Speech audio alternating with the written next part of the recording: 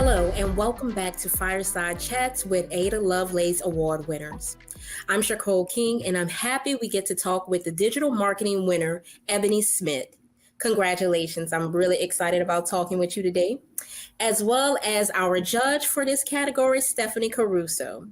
Today, we will discuss the power of digital marketers during times of disaster. Before we get started, I would love for both of you to just give us an introduction to who you are, your awesome work, and also what inspired you to get into technology. Absolutely. So I'll go ahead. So my name is Ebony Smith, and I am the CEO and digital strategist of Graceful Grind Strategies, coming out of Baton Rouge.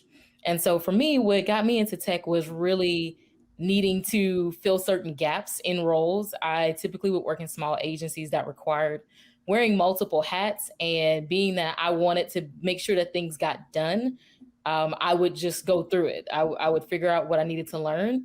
And some of that involved, it started with web maintenance. It started with learning WordPress, and then it transitioned to things like email marketing. And then eventually it transitioned to social media writing. And at the latest, running paid advertising, which has been my favorite so far. So I've loved everything that I've done in tech, and it definitely just gave me so many different ways to be multi-passionate. My name is Stephanie Caruso, and I'm in the Seattle, Washington area, originally from New York. And I got started in tech by way of how it helps people. So one thing that has always been really important to me is giving back where you can, helping others, and sharing that mostly through the form of teaching. I think that it's great to be able to share as much as you can. And technology has been a really great way to make some things accessible to people who might not previously have had it, to make it faster. And I really wanted to be a part of that. So when I first started working at tech startups, I loved the pace. I loved that we could reach wide numbers of people. And that stayed with me ever since.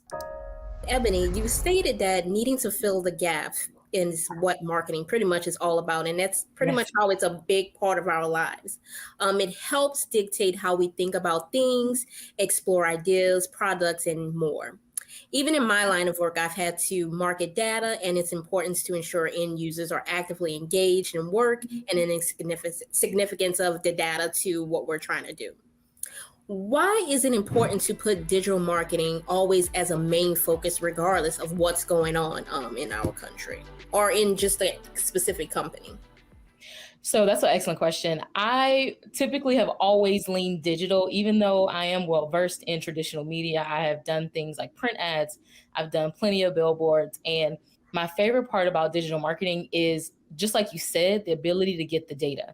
And so while there are people who are comfortable maybe, saying that we put it out there, really looking for reach numbers are definitely doable. But for me, it was always a core belief that things should work. And there's so many layers of data to know if something is working or not. And so I typically lean toward digital marketing because you can do things like set up what your KPIs are, even things that are not quantifiable. You can still say, okay, I know I had this many conversations and I could measure that on Facebook, or I had this many comments or this many positive reactions. These are all things that we can measure. And so I think having it as a part of really any company, and especially any kind of campaign or impact, it's good to have it because you can see, are you making progress on the goals that you said you wanted to make progress on? And then even going into benchmarking, where were we last year? Where are we this year? Where are we going to be next year? And so, not to say that it's impossible with those other methods, but with digital marketing, I find it to be a lot easier to have that visibility of what you're doing and where you want to go and what is the distance between those two. I definitely agree with all of that. There are so many gaps to be filled, and part of it is identifying what are the gaps, where do we want to go, and having the numbers to support that.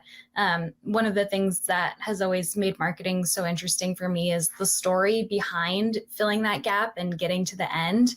And especially when we're reaching more people than ever before online through all these digital mediums.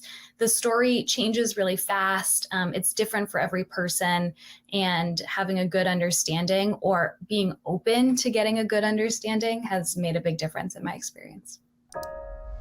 Thank you. We've all started to look at life and think about concepts differently, especially during a pandemic. And I'm pretty sure, just like Stephanie saying, what are the gaps? I know, especially now, working within marketing, you've had to realize different gaps with the companies you're working with and your work. It's made it important for many to embrace digital marketing, as well as just pivot and learn how to pivot through crisis is really becoming more and more important for people. In my work, I had to pivot fast, especially in data training realm. We used to do all the trainings in person, so it was a big switch, and I had to do more switching everyone over to be more engaged in online learning opportunities, as well as incorporating helpful tip videos and pretty much the market what we need to be done for the data for my users. How has this crisis, from racial tensions to the pandemic, impacted your work and what you have seen happen with businesses, especially within the last 2 years that you've worked with, or you just seen just from your experiences? Yes, I love that question. And so thinking about that over the last 2 years, there's one word that really comes to mind from my work, but especially after looking at the last 2 years of just all the events going on, and it's amplified. And so just like Stephanie was saying, the ability to reach and go beyond who is in your immediate circle has become so important. And I preach it all the time because we tend to get caught up in, did my friends share it? Did my family share it? Not realizing that even if that were to go 3 or 4 levels outside of that circle, you're not even scratching the surface of people that you can connect with. And so thinking about things like the pandemic, that immediate reach became a lot harder because you couldn't immediately reach people like talking about it. You had to reach them in a different way. And so I see digital marketing as this conduit of how do we reach farther and how do we get them to still connect and do the things that we want them to do, even though we can't have an in-person event. Normally we would have an in-person event and we could ask them to do something sitting there, which is a lot easier. It's an easier ask to do because they're sitting right there. But with digital marketing, I have to ask you to, first of all, take a moment to be aware of me. Then I have to ask you to know me. Then I have to ask you to like me. Then I have to ask you to trust me. There's a lot to be done in that relationship. And when things like a pandemic happens, it has to pivot so fast because you don't have time to, what I believe was happening in the before the pandemic was, well, should we invest in digital marketing? It feels like something that is maybe an add-on. I don't know if we should. And it had to be an immediate pivot of, we've got to get a landing page. We've got to get some ads. We've got to get data set up. And even down to things, like you said, the racial tensions, it became these, let's just say, Black-owned businesses that had been in operation, but had no reach. They had no reach outside of those immediate circles. And so for me, that became important to, this is somebody who has something valuable to give to the world. How do we amplify that message? And the same being with the pandemic, with the vaccines. This is something that is critical to our community. We don't have time to go back and forth on a billboard or a print ad. We can put that in, but right now we need reach and we need to make sure that people are engaging with this content. I really like how Ebony put it, that it wasn't what came before necessarily to be the shift. It was, how are you going to react now going forward? And I think that's something that has really been strong from the tech industry for a long time. Being able to pick up and just move forward rather than being stuck. And the pandemic gave a lot of people that chance to be online and do that for the first time. But it's also really nerve-wracking to make those changes and make those big leaps. One thing that I have seen over the past year, or just since the start of the pandemic, is the way that people are thinking really broadly about what they're offering and how they're presenting that online. Again, all of those connections are online, whether it's from the job search process, working with your coworkers, that whole presentation and what you bring to an interface like us right here, right now, has given everyone a new perspective. And that is a lot of part of marketing as well. For a lot of the impact work and places where I spend a lot of my time thinking outside of just my day job, which is with an insurance company doing digital marketing, the potential for impact, I think, was huge, but it also made some people nervous again. There was a lot of uncertainty in those early days of the pandemic, and people weren't sure how they could help out. I think events and showing up for events was a way that people found some more connection. And then within my work for insurance, there was uncertainty in every conversation that was being had, whether it was with employees or customers. No one really knew where the future was going to take them. And having a consistent and comforting message, being able to present yourself online as a company, as a business, became much more important. Stephanie, you pretty much touched on it about how businesses, small and especially small businesses, are like more hesitant about jumping into digital marketing or actually investing in this type of work for their companies. What would you tell someone on the fence of trying to figure out just how important this is to bringing their companies to the next level, especially as we're all shifting to more digital platforms for businesses to be successful? Sure. I'm pretty sure Ebony is definitely the expert on this with all of your daily work. But if I could give anyone a piece of advice, I would say it seems like it's going to be time consuming, but the key is to make this part of your business work just a part of your regular business flow and structure, the way you do with everything else. And that is a real strength that small business owners have. They know how to balance, and they know that getting to as many things as you can is what helps your business grow. My dad actually owns a small business local that was all in person, and then the pandemic came. And so there were a lot of shifts there, and he would call me and he's saying, I'm trying to do ads, I'm trying to think about how to get our message out. And as much as I have experience in it, it was new for me as well. So my advice to him was, he's the expert in running this business. And I think that the message he shares is way better than anything I could come up with. How about you, Ebony? I love that. So I kind of see it, like you said, from a couple different lenses of not only being a digital marketer, but also being a full-time entrepreneur now myself. I get to see both sides of it. And so my advice would be, one, be aware of technology overload, because if you're someone who processes and you're like, okay, I want to do email, but then I want to do Facebook, but then I want to connect my Instagram to a link tree, and then I want to have a scheduling platform. It's so much technology out there. I was looking at some information where it was just showing the graph of how many like internet marketing tools now exist, and it has grown exponentially. The map was just so impressive when they showed just over the last, I think it was maybe 7 years, there are so many more new internet marketing style online business platforms. And so I would say, use what you're going to use. Really take advantage of your free trial before you go, because I'm notorious. I'll just say, man, I need this, and I'll swipe the card. But I'm learning from the entrepreneur side that you have to really watch that bottom line, because things like a $14.99 subscription will get away from you, because before you know it, there's 10 of them. And you're getting charged every single month, and you're not even sure if you are using these things. So I would say, if you're thinking about it and you haven't started, definitely consider, what is the minimum viable product do you need to do what you need to do?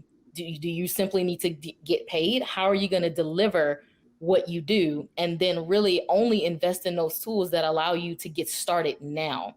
If it's something that is a future or a vision, then I would say consider a free trial. But even then, we all know we've been there. Those are very tricky. And before you know it, you've been, charged. And so I would say take a look there. And the biggest thing that I believe is a core belief is testing.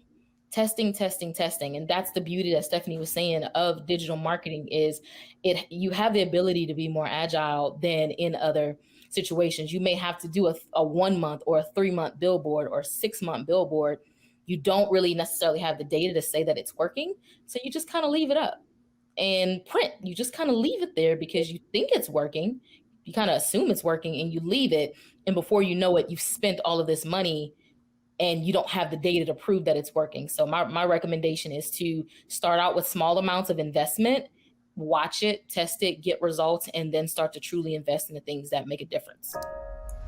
Thank you, Ebony. I've gotten so many L's on trying software that I forgot to turn off. But I also appreciate you bringing up the importance of any type of business, or even if you're just if you're a content creator, utilizing data to see exactly what's going on with your business, with just visualizing what exactly is the big picture for whatever your cause is. I really appreciate you bringing it up because that's so important. I love data, so that's why. Me too. It makes me excited. Data queen. During this time, we've seen people in even full companies have to begin to incorporate empathy and what it means for them and how to explore how people are actually feeling and actually incorporating that into their marketing strategies. For me, I had to take more steps back and think about how I always did things and how to be more intentional when I think about people and how I give them data, how the system works, and how this affects them in different ways. Can you discuss how empathy in the digital space impacts performance? In addition, and how do you see empathy intersecting with the data as well in your line of work and what you've just seen going on in the country? Yes, I love this question. I love this question because it's something that I built into Graceful Grind Strategies. Like, it is a major piece of my framework, which is the intersection of data and empathy, because the more that you know a person and what they want and what drives them and what keeps them up at night, the more you can create a product, a message, and visuals that will immediately resonate with them. And so I found myself to be naturally empathetic. And for a while I didn't, you kind of think of, oh, it's a curse. Why do I feel this way? But throughout this year, I've learned to see the benefits of having this superpower, as I call it now, because I looked and I saw that my number one skill was individualization. And I didn't quite, know what that meant. But then I realized in things like Facebook targeting, I really could sit and think about what book would they read? What is somebody that they're following? Who is somebody that they can't stand? Who is somebody that they idolize and they look up to? What are their aspirations? And so putting myself in the thought process of the person who will be receiving the message, it helped me to create more non-generic messaging. And I find that most companies that really dial into their personas, and I mean really dial into them, to go beyond like, oh, how much money are you making? That sort of, we've seen that in the personas. But when you start talking about things like motivations, frustrations, what are major objections that they would have, and you start thinking in the forefront of them, for some people, it's like, oh, that's creepy, but also I like it because the advertisements that I'm seeing now, they actually make sense. I don't like it. Facebook's kind of creepy. We say that all the time. We're like, hey, I was just talking about that, and now I'm seeing an ad about it, but I do want it though. And you find that you're clicking on ads more than you would have, and it's because a lot of companies now are starting to understand that the more that you spend on the front end, spend on the market research, spend on the listening software, really, and you don't have to spend thousands and thousands to do that. A lot of companies do, but just something as simple as posting and asking a question on Facebook. Do you have an email list? Polling your audience and asking them, how do you feel about this? What do you think? What would you name this? Because one thing that is, you can still make this mistake even in digital marketing. And it happens on really large campaigns where you go through and you'll create all the beautiful things. You'll create the landing page. You'll create all the assets that go with it. You'll create all of these KPIs, this wonderful brief, and you launch it into the world, and then you watch it and it falls flat. And it's because you didn't take the time necessarily to test on the front end, test in the middle, and then test again at the end. Testing on the front end may seem like, man, that's going to take more time and it's going to cost money. But if it can prevent you from spending $500,000 on a campaign that will not resonate and may even offend, it's worth the investment. So really taking that time to understand who you are talking to and making sure, is that the person you should be talking to? Because a lot of companies find that out the hard way, that this isn't who I should be talking to. And that's why nobody's engaging. That's why nobody's doing what I want them to do. And so I have it as a line in my website that if you're just about leads and sales and you don't truly care about the person on the other end and making sure that what you have matches up with what they want, I'm not somebody that you need to work with. I like that distinction between having clients who are open and ready to take that step too. I'm sure that helps you stand out as well. Very cool. For data and empathy, I have actually been spending most of my daytime at my regular job as a senior product marketing at an insurance company. And the data that we have is amazing. Our data team blows my mind every day.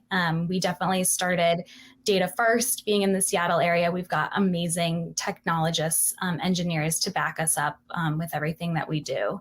On the other side, when it comes to insurance and insurance leads to make sales, that's where a lot of paid marketing comes in.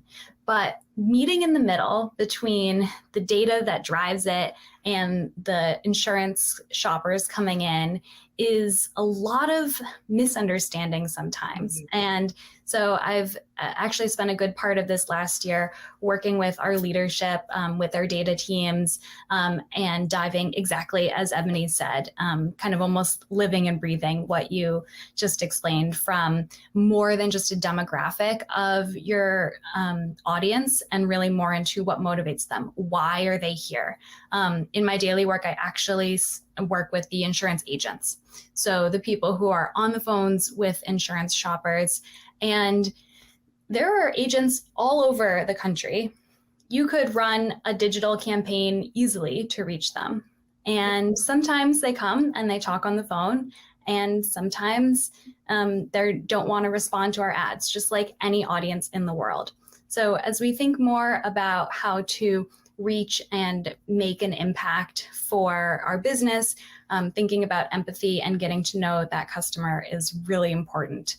The leadership has been really receptive to making that change, which just makes me happy as a person in digital marketing. It means that all of the functions within the business are working together.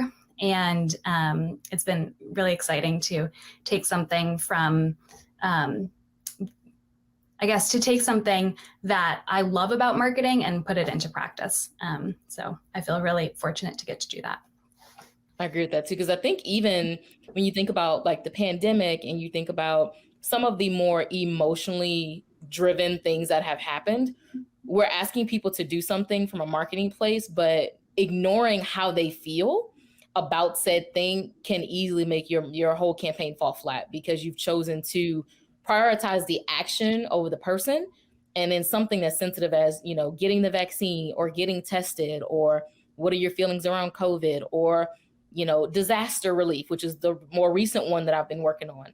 These are things where people are intrinsically feeling things and having things go around in their brain. And so to go into your marketing blind or ignorant of what they're feeling, it sucks on the customer experience side, but it also is going to be detrimental to your work on the marketing side. Yep. And as we know, more so in the digital age, everything that customers and shoppers think of you is like 10x. It's just expanded even more. And you don't want them to have a bad experience. You want them to have a really good experience. And when they feel that connection, that can speak miles above everything. Well put. Thank you.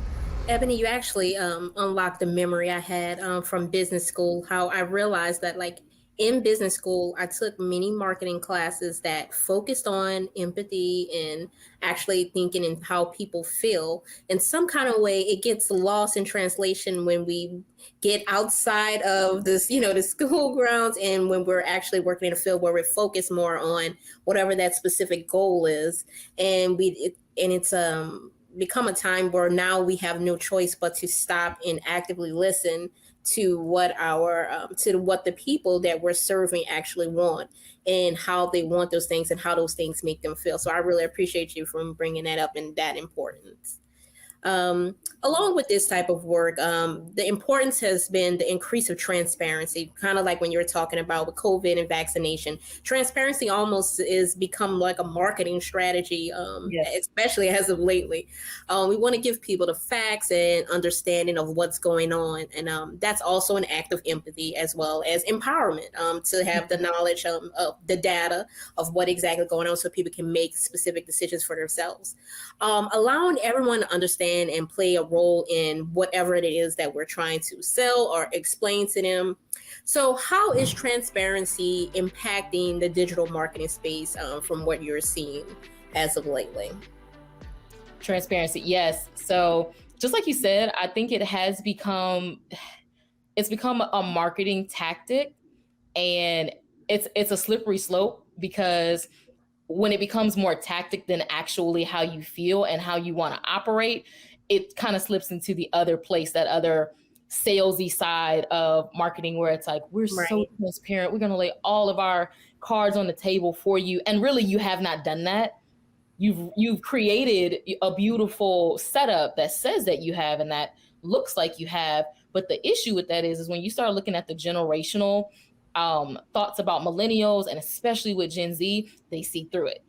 Mm-hmm. So that is the issue, I think, with when you are not truly being transparent and sharing what you have and putting those cards on the table for real, then you're going to eventually be, I mean, it's only so long that I believe you can go before it starts to look like, okay, you can't keep up with this message that you've been putting out. It's inconsistent, especially if it's only a campaign for you. How many campaigns do we do as marketers?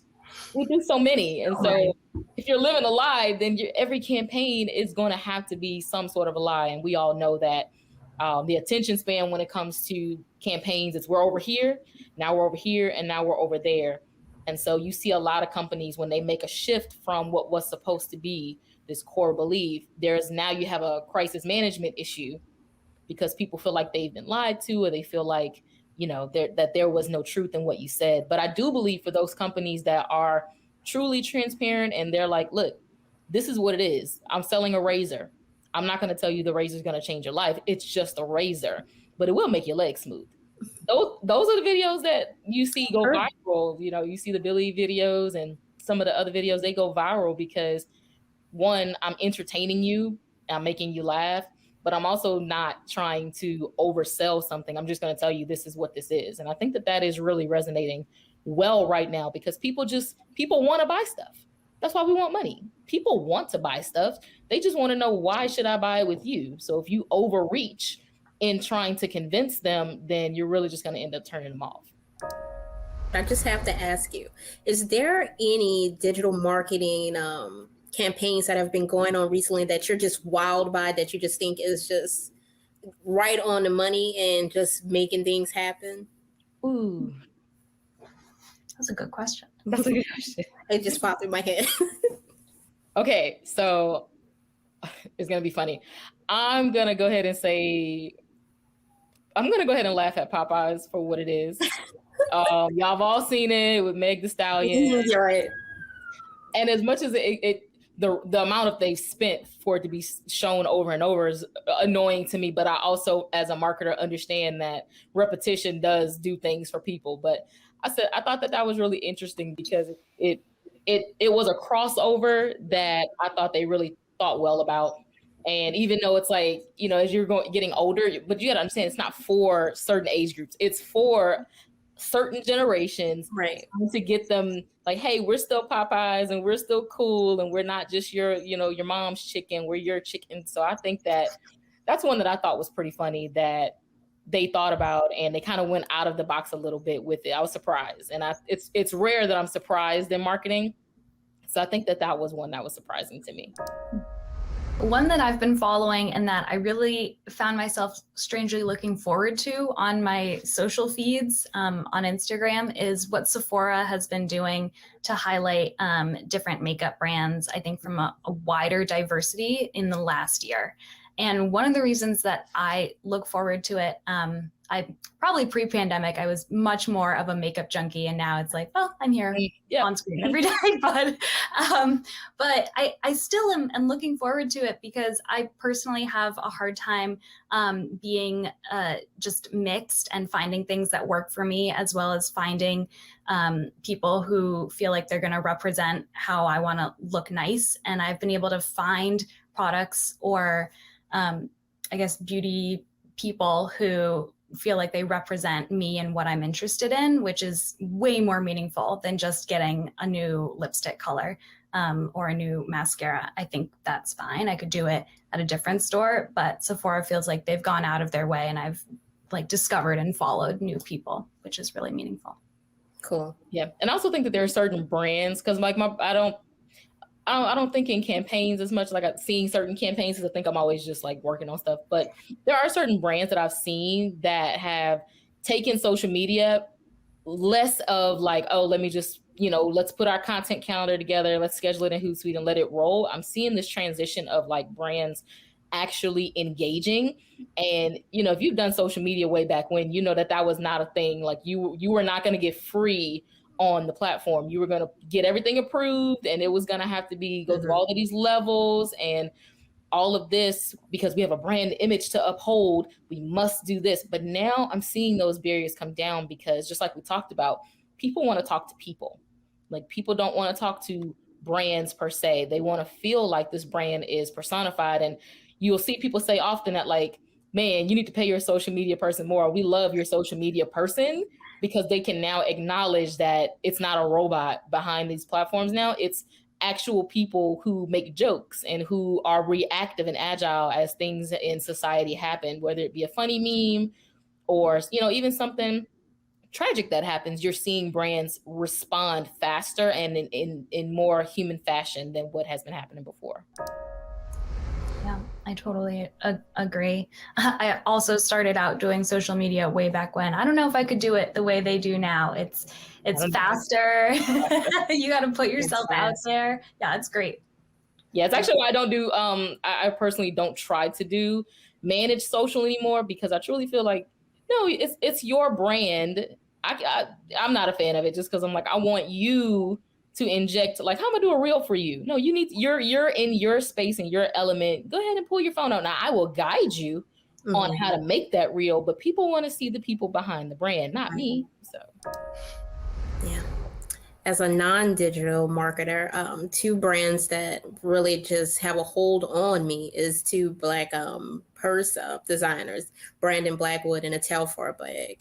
Their digital marketing it's pretty much taken over my life, and it's becoming a very bad addiction for me in purses. Oh, goodness. So I have one last question for you guys.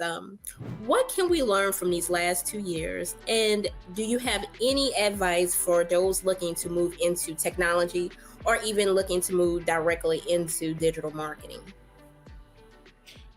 So I think for me, over the last 2 years, what I've seen as far as digital marketing is really, like I said, that testing aspect and knowing what's important. I think it is very easy to get overwhelmed with digital marketing, whether you're consuming it or if you're the person doing the content creation. I feel like it can get very overwhelming. And so I think that it is important to take breaks on both sides. It's important to take breaks on both sides. And I think it is important, especially on the creation side or the entrepreneurial side, to focus. And that's something that, before it was, oh, you need to be on these different platforms. You need to post this many times a day. You need to have an email list. You need to do this endless amount of things. And on the entrepreneurial side, I'm learning that there is benefit to focusing and niching. And so for someone looking to get into it, especially women, I know anybody could, but especially my advice to women and anybody that supports women is to be careful of the superwoman syndrome. It is something that can happen very fast, because we talked about the gaps, right? And how we want to fill these gaps because we want to see our work flourish and we want to see it work. So there are moments when we will stretch ourselves to be able to fit these different molds so that the work can work. But I think that you have to be careful with it and understanding, where do you want to play? So there are tons of things that you can do in digital marketing, and you will find yourself stressed and burnt out trying to do everything that it encompasses digital marketing. I have tried.